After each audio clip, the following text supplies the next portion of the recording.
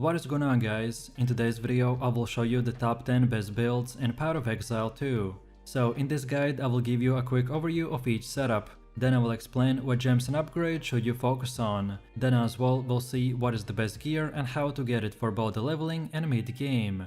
And then finally we will go over the passive skill tree, stats, your skill rotations, and even what charm should you use, so we would be able to get the highest damage possible and much more. And if you're looking for any of these builds on the website, then click my link in this video's description or the pinned comment. This build is currently one of the best and fastest setups that you can use to farm maps and other endgame content. Like you can see from the gameplay, we are basically deleting enemies in split seconds. And on top of this, we can also delete bosses by having also a very high boss damage, by using the cast on shock and the ball lightning. At some point in the later game, some lower gear players might run into a mana problem, but lucky for us, the ranger has many tools to address this problem. And with the optimized gear, we need nothing more than a single stat roll on our weapon or gear to completely solve this issue.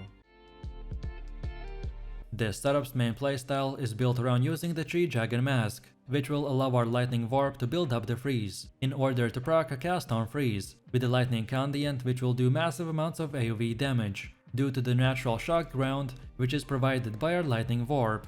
On top of this, we are going to be using nodes like the Mind Over Matter, Eldritch Battery, and many more to increase our damage and convert all of our shields to mana. Our build will be very mana hungry, but because of our setup we are going to be easily fixing this and increasing our AoE damage at the same time.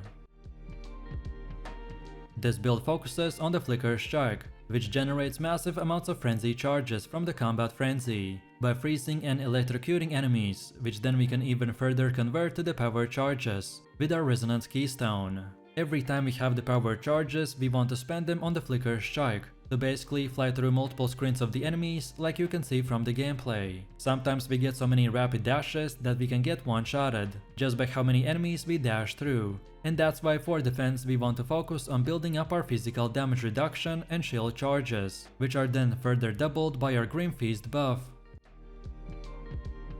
This build is known as the Explosive Shot build, which, as you can see from the gameplay, can blow up and destroy a huge amount of enemies by using the Explosive Shot, Shock Burst, and many more skills. However, for our playstyle to work we will need to use the 3 Dragon Mask, but lucky for us, this headpiece is pretty cheap and easy to acquire, by just simply buying it or trading it. Overall, Deadeyes have a shock buff, which means that now by using the specific items, we will convert our ability to ignite with fire damage to now get a shock chance instead.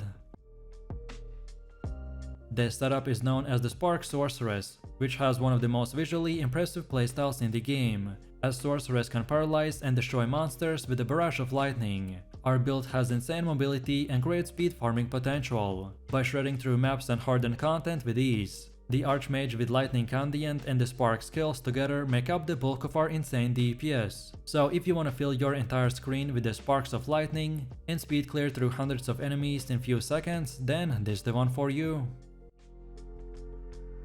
This setup is the Spirit Minion build, which summons Raging Spirits by casting the Flame Wall for offense. And then also for defense we get to command a minion army. So unlike most other setups where they only command or cast spells, well, in this one we get to do both, and thus increase our DPS even higher. By using specific gear and building our skill tree around the nodes like the Power of the Dead, Fear the Dead, Silent Guard, and many more, it will enable us to upgrade our minions and projectile area and damage. So if you are ready to explode anyone and everyone that stands in our way, while also getting a skeleton army that follows and protects you, then this is it.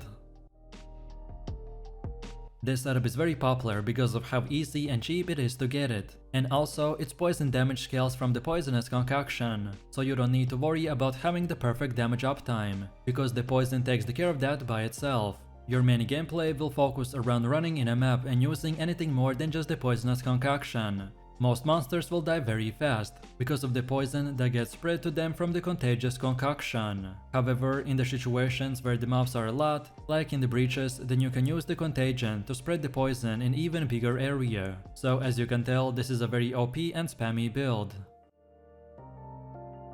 This setup's main focus is to lock down your enemies with quick freezes that last a long time. Even bosses are vulnerable to being frozen, and we can just lay down an insane amount of DPS while they are stuck doing absolutely no damage. Your main gameplay will focus around using the Ice Strike to close the gap between the enemies, then drop Tempest Belt to help you do more damage, and then activate your Charged Staff and the Shattering Palm to engage ranged enemies before they can even hit you, or just to completely melt them down in few seconds.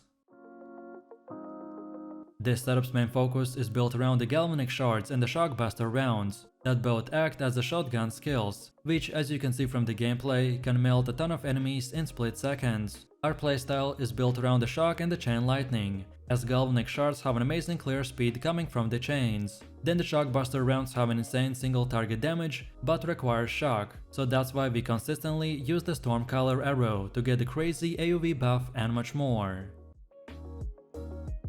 This is the best warrior build by far. This setup's main focus is to run and press from 1 to 2 skills, and target big enemy groups to then weaken them and explode. One of the most powerful skills that we have in our arsenal is the Shockwave Totem, which does incredible amount of AoE damage. And as you can see from the gameplay, we are just simply running into the enemies and one-shotting them without even trying. Also, our Ancestral Warrior Totem and the Scavenge Planning makes the most out of this by effectively extending the damage of this hit in order to kill big targets like bosses or tanky rare monsters.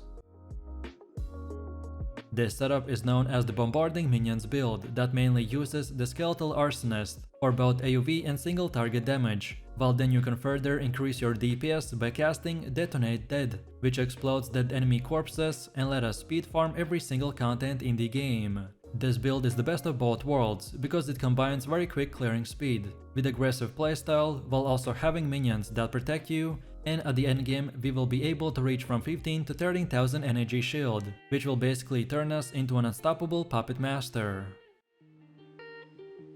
This setup is structured around using the skill Bonestorm, which by itself is a slow clearing ability, but with the right gems, passives and synergies we can make it 100 times better.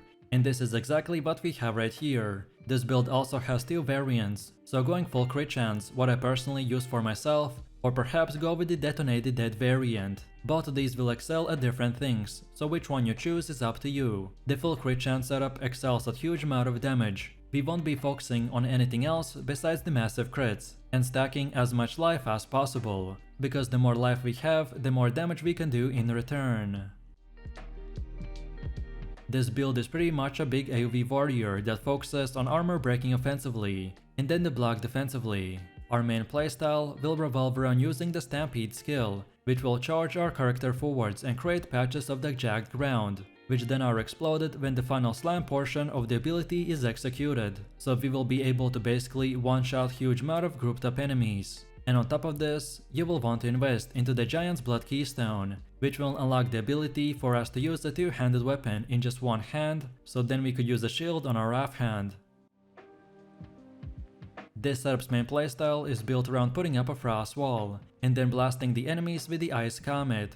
And as cold penetration and cold exposure is very incredibly OP in the endgame, so this build works amazing on big groups of enemies, where we simply use 2 skill combo and cover our entire screen with the frost projectiles that explode and do massive amounts of damage. On top of this, we are going to be using nodes like the Now and Again, Footprint in the Sand and many more, to simply reset our cooldowns so we can basically spam our frost walls 24/7. This build scales Ignite from our attacks and targets big enemy groups to then set them on fire and explode. And one of the most powerful skills that we have in our arsenal is the Hammer of the Gods, which does incredible amount of single target damage with no ailment penalty, but has a bit of a cooldown. So Ignite makes the most out of this, by effectively extending the damage of this hit many times over. And on top of this, our Ignite effect does damage based on the size of the hit that has been generated.